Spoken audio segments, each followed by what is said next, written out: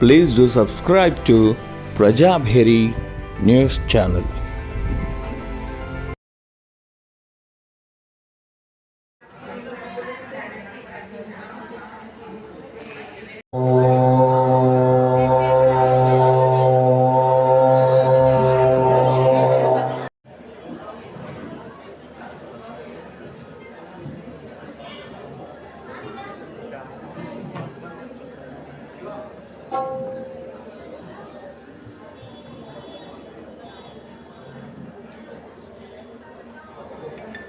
ఓం నమ శివాయ. ఓం నమ శివాయ.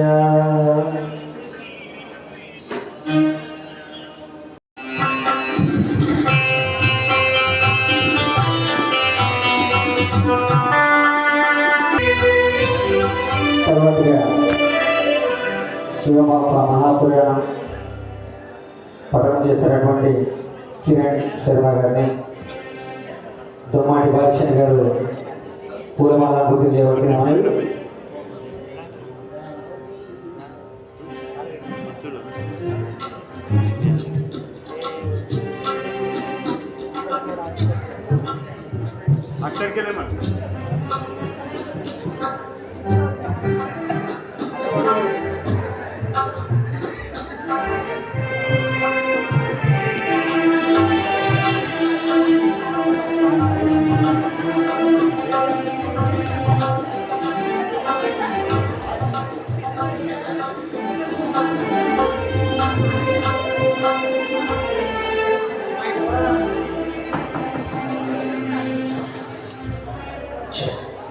ఏమో తంటలు పడుతూనే ఉన్నది అసలు కొనుక్కోవడం ఇంత 10,000 ఉంటుంది. నేనే అడిగి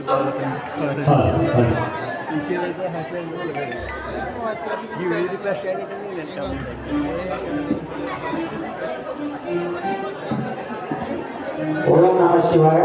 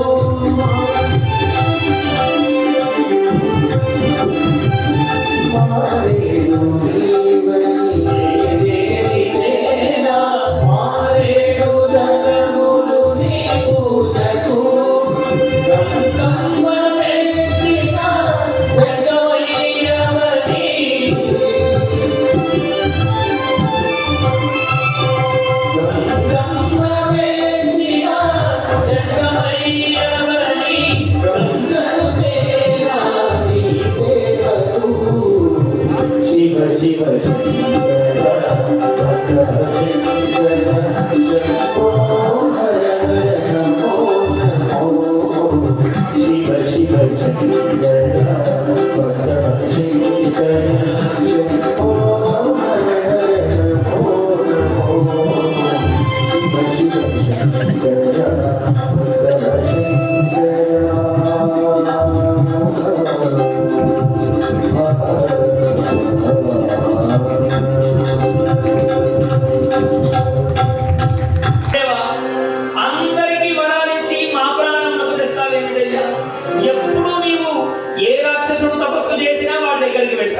అడిగిన వరాలన్నీ ఇస్తావు. వాళ్ళు చావవానిదే దెబ్బలు తినడం మా వంతు, వరాలు ఇవ్వడం నీ వంతు అని దేవతలందరూ బ్రహ్మదేవుడి దగ్గరికి వెళ్ళారు. అసలు వీడికి ఇంత శక్తి ఎలా వచ్చింది? వీడిని చంపేవాడే ఈ లోకంలో లేడా? అసలు వాడికి ఏం వరాలు ఇచ్చావయ్యా అని అడిగితే బ్రహ్మదేవుడు అన్నట్ట, హే దేవతలారా, అసలు వాడు ఎలా తపస్సు చేశాడో తెలుసా? శతవర్షం జలం ప్రాశన్న శతవర్షం చ వాయుభుక్ శతవర్షం జలే తిష్టన్న శతం చ స్థండిలం లేపత్. వాడు 100 సంవత్సరాలు కేవలం నీళ్లు మాత్రమే తాగుతూ తపస్సులు చేశాడు తెలుసా దేవతలారా? అంతేకాదు శతవర్షం చ వాయుభుక్, కేవలం గాలిని మాత్రమే తింటూ 100 సంవత్సరాలు తపస్సు చేశాడు. ఇంకేం చేశాడో తెలుసా? 100 సంవత్సరాలు గొంతు వరకు నీళ్లలో మునిగి తపస్సు చేశాడు. 100 సంవత్సరాలు ఎర్రగా మండుతున్నటువంటి నేల మీద, అలా మండిపోతున్నటువంటి ఎండలో నేల మీద నిలబడి తపస్సు చేశాడయ్యా. అంతేకాదు ఓ దేవతలారా, శతవర్షం తథాగ్నౌ శతవర్షం అథో ముఖః శతవర్షం దుహస్తస్య తలేన చ భువం స్థితః. ఇంకా ఎలా చేశాడో తెలుసా? 100 సంవత్సరాలు అగ్నిలో నిలబడి తపస్సు చేశాడయ్యా. 100 సంవత్సరాలు తల కిందులుగా శీర్షాసనం వేసి తపస్సు చేశాడయ్యా. ఇంకా ఎలా చేశాడో తెలుసా? శతవర్షం దుహస్తే చౌ, ఒక్క చేతు మీద నిలబడి తపస్సు చేశాడయ్యా. వాడి తపస్సు ఎంత భీకరంగా ఉందో చూడండి. వరాలు ఊరికనే ఇవ్వలేదు, మీరందరూ నన్ను నిందిస్తూ ఉన్నారు. వాడు ఎంత ఘోరంగా తపస్సు చేస్తే వరాలు ఇచ్చానో చెబుతున్నాను వినండి దేవతలారా. ఇంకా ఎలా చేశాడో తెలుసా? శతవర్షం తు వృక్షస్య శాఖమాల్యాం వై మునే పాదాభ్యాం శుచిధూమం హి పిబంశ్చో ముఖస్తదా. శతవర్షం తు వృక్షస్య, ఏం చేశాడో తెలుసా? ఓ చిటారు కొమ్మన తన కాళ్లను కొమ్మకు వేసి తలకిందులుగా ఉండి చెట్టు కొమ్మకు వేలాడుతూ తపస్సు చేశాడు. అలా వేలాడుతూ ఏం చేశాడో తెలుసా?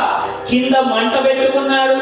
ఆ మంట పెట్టుకొని మంట నుంచి వస్తున్నటువంటి పొగనే ఆహారంగా తిన్నాడురా.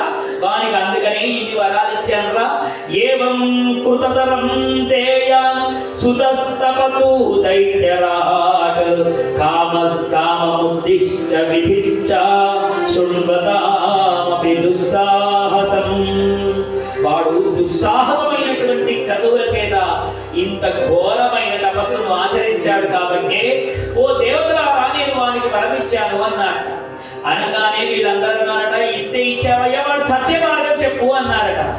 అనగానే బ్రహ్మదేవుడు అన్నారట, అయ్యో దేవతలారా మీకు ఏం చెప్పేది?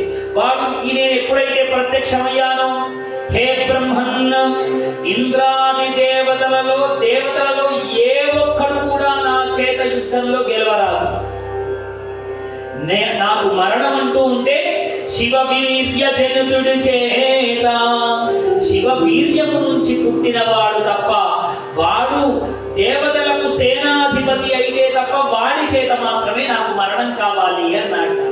చూడండి, అంటే ఇప్పుడు ఈ మాట ఎక్కడికి దారి తీస్తోంది? కుమారస్వామి జననము జరగాలి. కుమారస్వామి పుడితే తప్ప తారకాసురుడికి మరణం లేదు. మరి కుమారస్వామి పుట్టాలి అంటే ఏం కావాలి? పార్వతీ పరమేశ్వరుల కళ్యాణం కావాలి. ఇప్పుడు పార్వతీదేవి అయితే అక్కడ మేనకాదేవికి పుట్టి ఉన్నది. చూడండి కథను ఎలా తీసుకొని వస్తూ ఉన్నాడు. ఇక్కడ తారకాసురుడు పెరిగిపోతూ ఉన్నాడు. ఇప్పుడు పార్వతీ పరమేశ్వరుల కళ్యాణం కావాలి బ్రహ్మదేవుడు అంటూ ఉన్నట్ట, శివవీర్యము నుంచి పుట్టిన వాడే వాడిని చంపగలడుగా, బ్రహ్మనైన నా దగ్గర శక్తి లేదు. మీరు విష్ణువును వేడారనుకోండి, విష్ణువు దగ్గర శక్తి లేదు. పోనీ అలాగని మీరు ఈశ్వరుడు దగ్గరికి వెళ్ళి ఈశ్వరుణ్ణి అడిగినా ఆ ఈశ్వరుడు కూడా తారకాసురుణ్ణి ఏమీ చేయలేడు. ఈశ్వరుని నుండి పుట్టిన పుత్రుడు తప్ప, మళ్ళీ వాడు సేనాధిపతి అయితే తప్ప ఆ కార్యం నెరవేరదుగా అని దేవతలందరితో ఒక్క మాటగా చెప్పేశాట. కాబట్టి దేవతలారా, ఇప్పుడు నా చేతిలో ఏం లేదు, విష్ణువు చేతిలో ఏం లేదు, ఈ యొక్క రుద్రుని చేతిలో కూడా ఏం లేదు. మనమందరం కలిసి ఆ రుద్రునికి పార్వతికి పెళ్లి చేస్తే తప్ప ఈ కార్యము సిద్ధించదు. అదిగో ఆ మేనకాదేవి యొక్క పుత్రికగా, ఆ హిమవత్ పర్వత మహారాజు పుత్రికగా సతీదేవి మళ్ళీ పుట్టి ఉన్నదయ్యా. ఆమె కాళీ రూపంలో ఇప్పుడు అక్కడ అద్భుతంగా పెరుగుతూ ఉన్నది. ఆ కాళీకి ఈశ్వరుడికి ముడి కట్టామా, వాళ్ళిద్దరికీ పెళ్లి చేస్తే లోకమంతా శాంతిస్తుంది, తారకాసురుడి నుంచి మనం అందరం రక్షించబడతామయ్యా అనేటువంటి విషయాన్ని తెలియజేశాట. హర నమః పార్వతీ పతయే.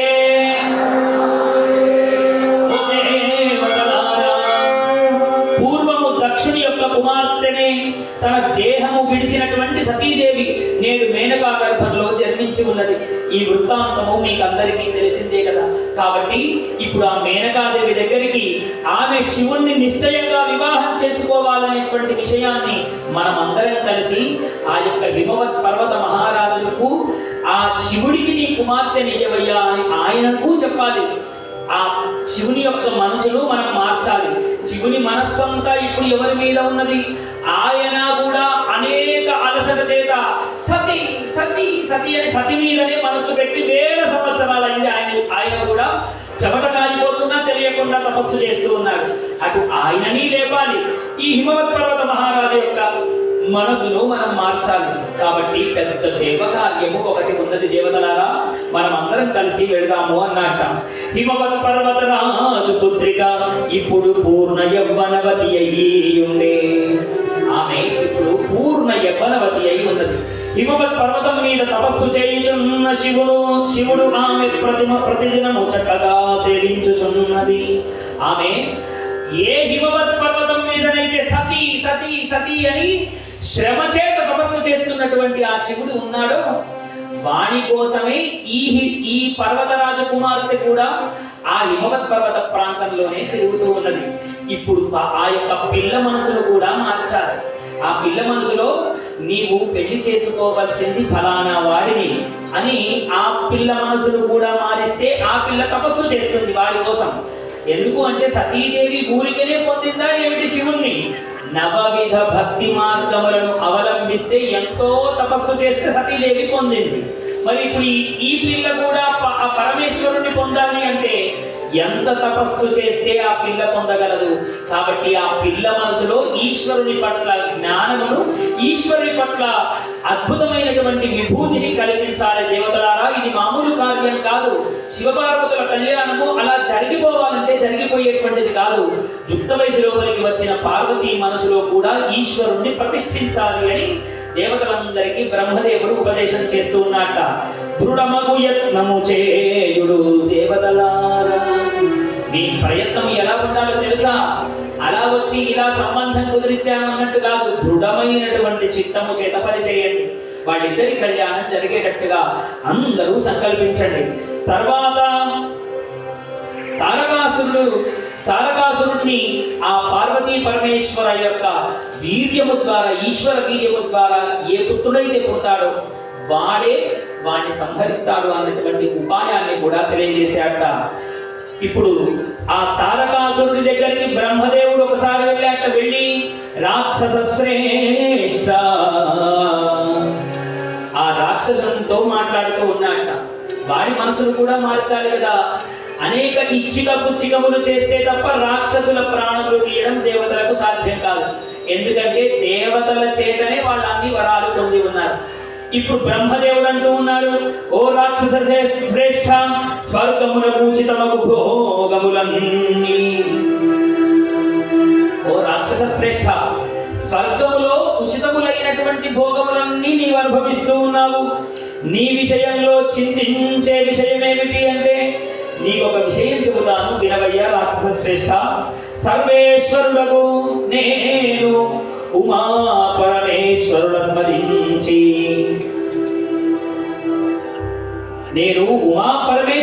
స్మరించి నీకు ఒక విషయం చెబుతాను వినవయ్యా రాక్షస. తారకుడు కూడా స్వర్గాన్ని విడిచిపెట్టి భూలోకానికి వెళ్ళిపోవాలి. ఎందుకు అంటే వాడు ఇంద్రాది దేవతలందరినీ కొట్టి స్వర్గమంతా ఆక్రమించేసే ఉన్నాడు. అందుకనే బ్రహ్మదేవుడు వాడి మనస్సును మార్చి ఈ స్వర్గలోకాన్ని ఎందుకు పట్టుకొని ఉంటావయ్యా, ఈ స్వర్గలోకాన్ని విడిచిపెట్టి భూలోకానికి వెళ్ళని వానికి అనేక రకాలైనటువంటి ఇచ్చక పుచ్చకాలన్నీ చెప్పేశాడు. ఇప్పుడు తారకాసురుడు కూడా బ్రహ్మ యొక్క మాయమాటలో పడి ఆ స్వర్గాన్ని విడిచిపెట్టి భూలోకంలో ఆవాసం చేస్తూ ఉన్నాడట.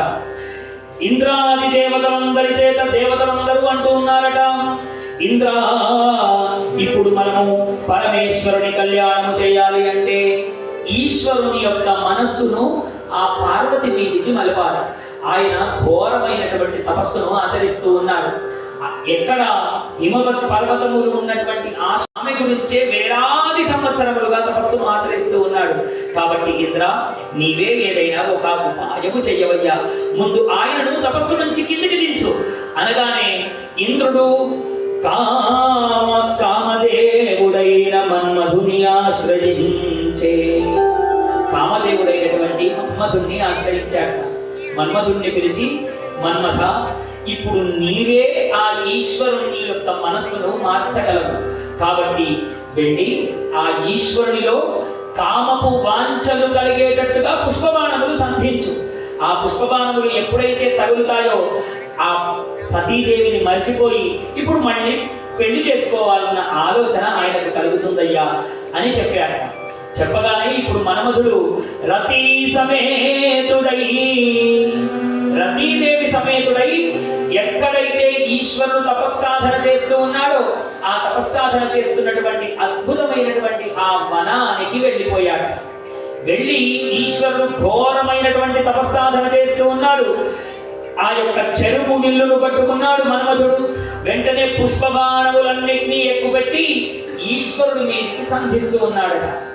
ఆ పుష్పబాణములను పట్టుకొని ఈశ్వరుని యొక్క మనస్సుకు తగిలేటట్టుగా చేస్తున్నటువంటి వాడు వసంతుడు.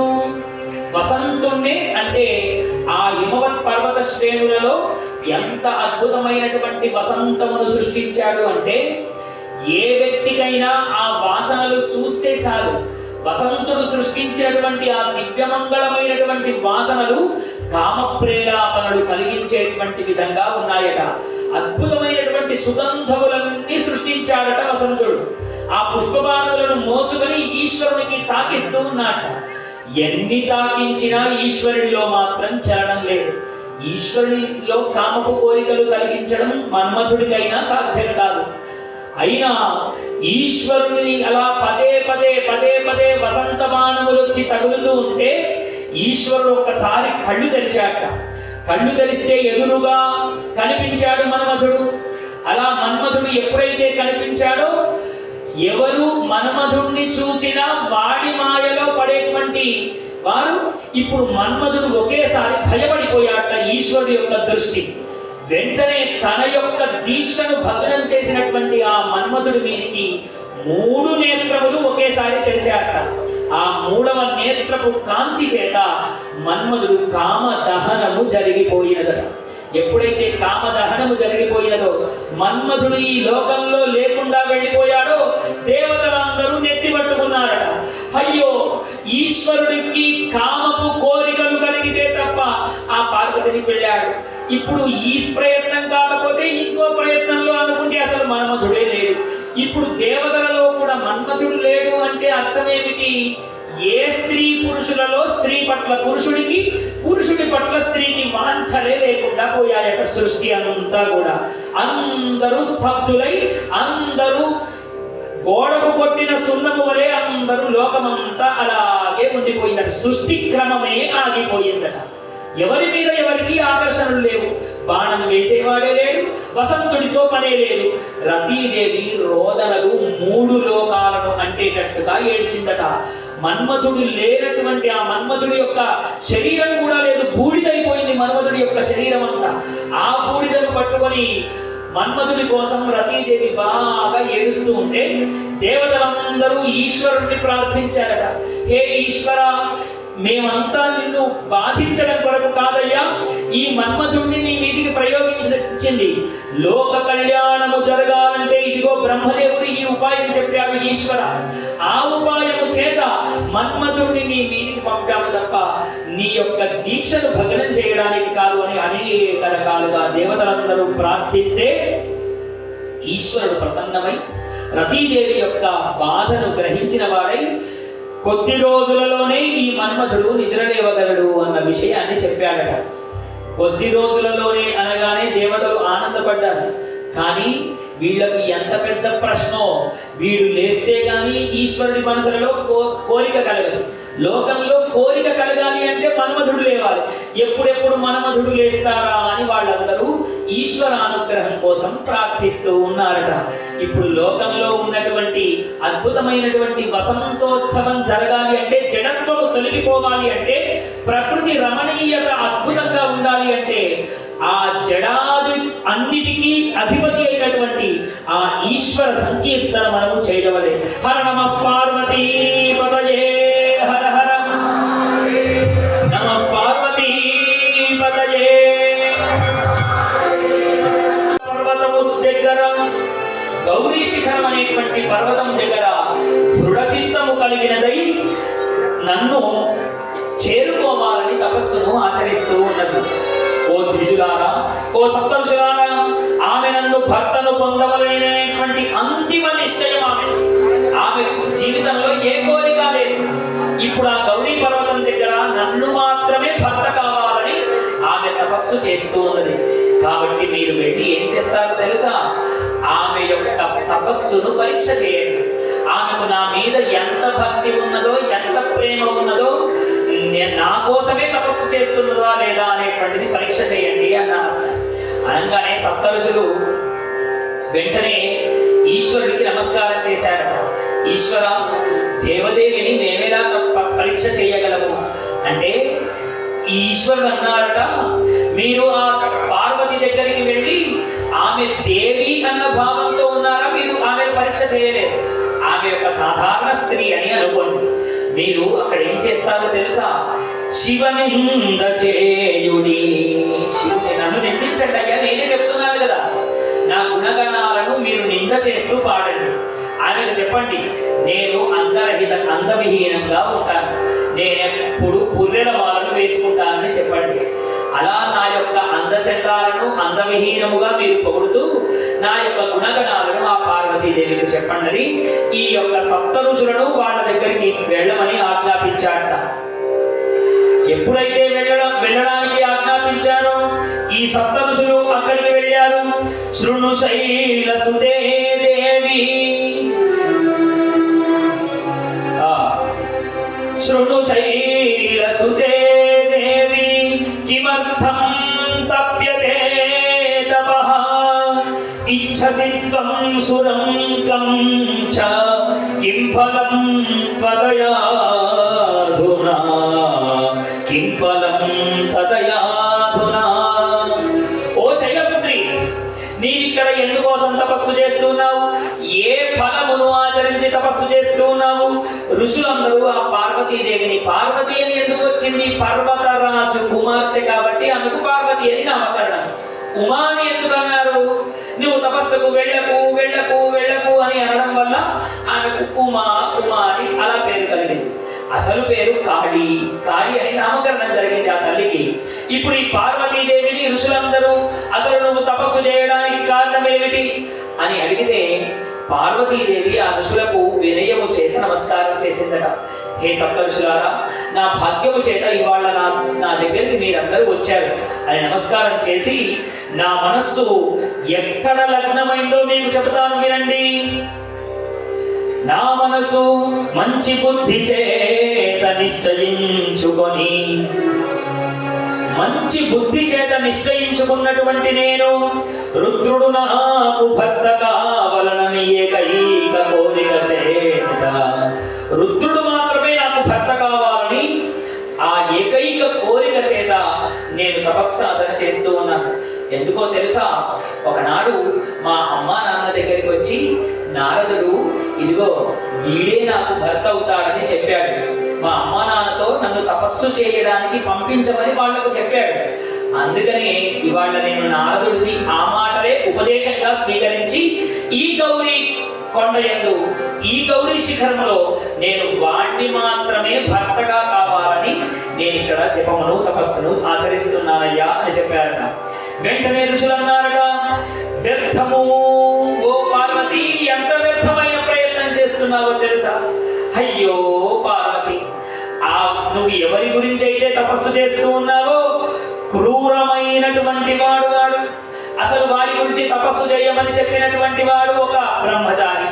నారదుడి మాటలు విన్నవాడు ఈ లోకంలో ఎవడూ బాగుపడలేదమ్మా. నారదుడు వచ్చి మీ ఇంట్లో అగ్గిపుల్ల వేసిపోయాడు తల్లి అని మాట చెప్పాడు. నారదుడు ఆయనకు ఏ కోరికలు ఉండవు కాబట్టి నిన్ను కూడా సన్యాసి అయ్యేటట్టుగా ఈ తపస్సుల వెంట పంపించాడమ్మా. నారదుడి మాట విన్నవారు లోకంలో ఎవరూ బాగుపడ్డవారు లేరు అని నారదుడి నుంచి మొదలు పెట్టారట నింద. ఇక శివనిందలు చేస్తూ ఉన్నారట. ఓ దేవి పార్వతి, నువ్వు అనుకుంటున్నట్టు ఎవరైతే రుద్రుడు నీకు పతిగా కావాలని అనుకుంటున్నావే వాడి ఆకారం ఎలా ఉంటుందో తెలుసా? వాడు అసలు పుట్టిన నాటి నుండి జడ దూసుకున్నాడో లేదో, ఎంత బట్టలు కట్టుకుపోయాయో చూడండి. నఖశిఖ పర్యంతం చెబుతూ ఉన్నారు, ఇప్పుడు పై నుండి కిందికి వస్తూ ఉన్నారు. వాడి జడలన్నీ అడ్డలు కట్టుకుపోయి అసలు దూచుకున్నాడో లేదో. నీ కుర్లు చూసావా? ఆ కుర్లు 9 వచ్చి అలా ఒక గుంపుగా ఉంటే అవి ఎంత అందంగా ఉంటాయో నీ కురులేమో అంత అందంగా ఉన్నాయి. అసలు నీ కురులకు వాడి కురులకు ఎక్కడైనా పొంతన ఉన్నదా?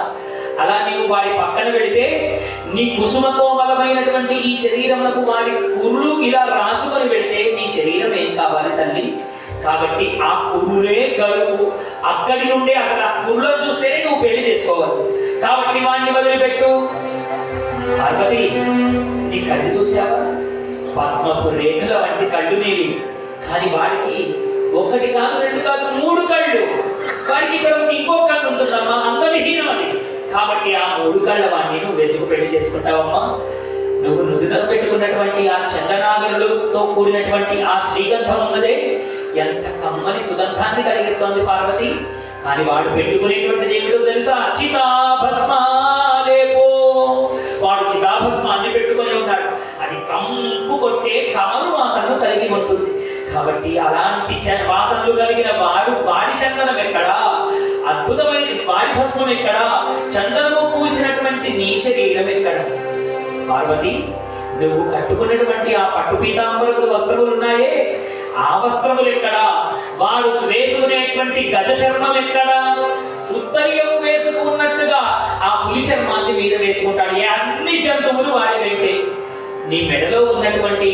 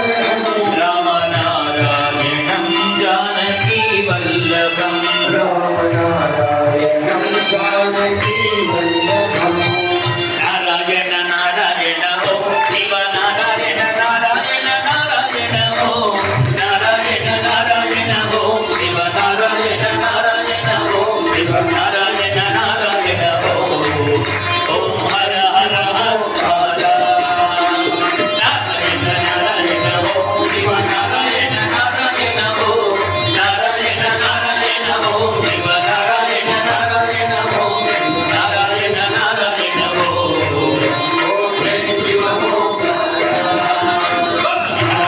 నారాయణ ఓం శివ నారాయణ నారాయణ ఓం నారాయణ నారాయణ ఓం శివ నారాయణ నారాయణ ఓం నారాయణ నారాయణ ఓం శివ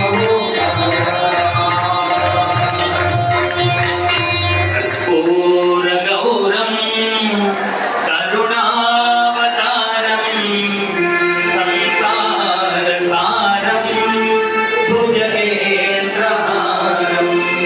సదా వసంతం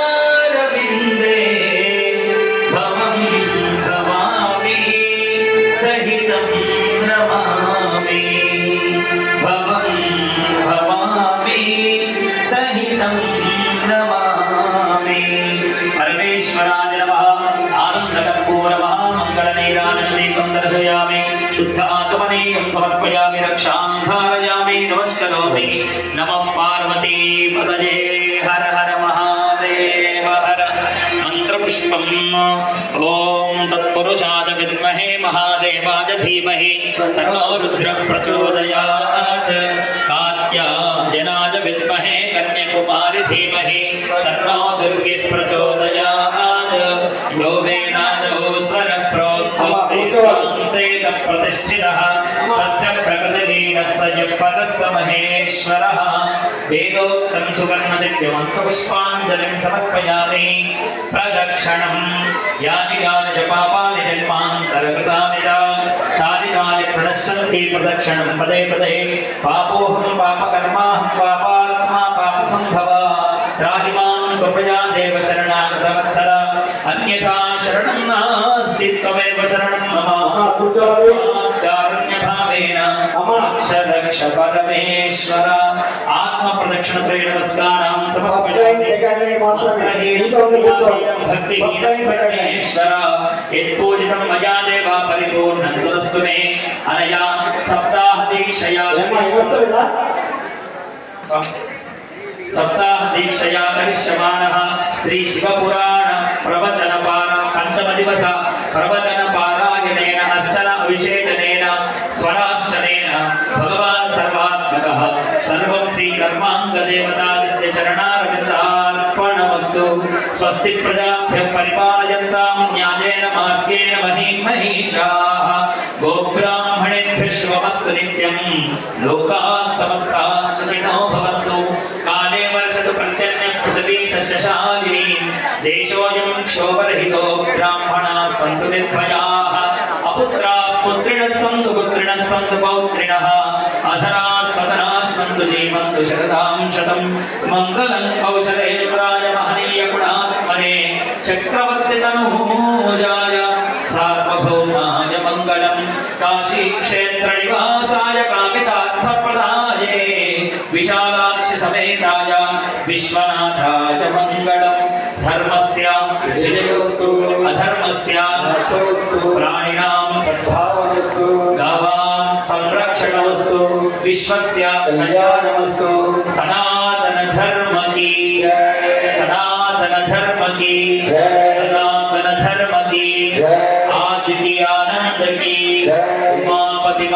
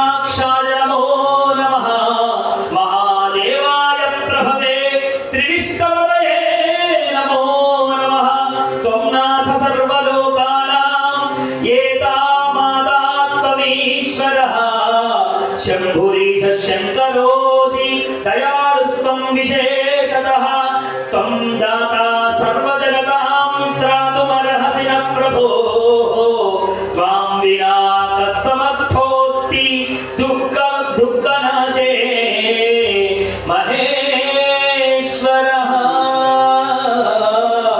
दुःखनाशे महेश्वरः ఈశ్వరుడి దగ్గరికి వెళ్ళి హే దేవా ఈశ్వర దేవదేవ నమోస్తు నమో రుద్రాయ దేవాయ మదనాంతకరాయ చ మన్మథుణ్ణి సంహరించిన ఓ దేవదేవా ఈశ్వర నీకు మేము ప్రణామం చేస్తూ ఉన్నామయ్యా అని అనేక రకాలుగా దేవతలు ఈశ్వరుణ్ణి ప్రార్థించారట. ప్రార్థించి మా కష్టాలు తెలుసుకోవయ్యా, ఆ తారకాసురుడి బాధలు మేము పడలేకపోతున్నామయ్యా అని దేవతలందరూ అనేక రకాలుగా శివ శివ శంకర హర హర శంకర అని ఆ ఈశ్వరుణ్ణి ప్రార్థన చేశారట. అలా ప్రార్థన చేస్తే బ్రహ్మవాచ బ్రహ్మదేవుడు చెప్తూ ఉన్నాడు, ఇత్యాకరణవతస్తేషాం సురాణాం నందికేశ్వరః కృపయా పరమాయుక్తో విఘ్నుక్తం శంభుమారభేత్. ఇలా దేవతలందరూ బ్రహ్మాది దేవతలందరూ ఆ ఈశ్వరుణ్ణి ప్రార్థన చేస్తే నందికేశ్వరుడు అక్కడికి అంబారామములు చేస్తూ వచ్చాట. వచ్చి ఓ దేవతలారా మీరందరూ ఈశ్వరుణ్ణి ప్రసన్నం చేసుకోవాలని అనుకుంటూ ఉన్నారు. ఆయన తపస్సును మాని మీరు అనుకునేటువంటి విధంగా పార్వతిని కళ్యాణం చేసుకోవాలి అంటే ఆయన భక్తవ శంకరుడు, ఆయన భోళా శంకరుడు. ఆయన మీరు చేస్తున్నటువంటి ఉపచారాలకో దేనికో ఆయన సంతోషించడు. ఆయన నామ సంకీర్తన ప్రియుడు. ఆయనను ఎవరైతే కీర్తిస్తారో, ఆయనను భక్తితో శంకర శంకర శంకర అని గట్టిగా ఎలుగెత్తి పిలుస్తారో వాళ్లకు భోళా శంకరుడై కట్టుకున్న వస్త్రములను సహితం ఇచ్చేటువంటి దిగంబరుడు వాడు. కాబట్టి మీరు చేస్తున్నటువంటి ప్రార్థన ఏమాత్రమో కొద్దిగా దాంట్లో లోపం ఉన్నట్టు నాకు అనిపిస్తూ ఉన్నది. కాబట్టి మీరందరూ ఇంకా గట్టిగా ప్రార్థన చేయండి. ఆ ఈశ్వరుడు తప్పకుండా మిమ్మల్ని అందరినీ అనుగ్రహిస్తారని నందికేశ్వరుడు వాళ్లకు అద్భుతమైనటువంటి సలహాలను ఇచ్చాట. వెంటనే దేవాది దేవతలందరూ కూడా ఆ పరమేశ్వరుడు ముందు మోకరిల్లి మహా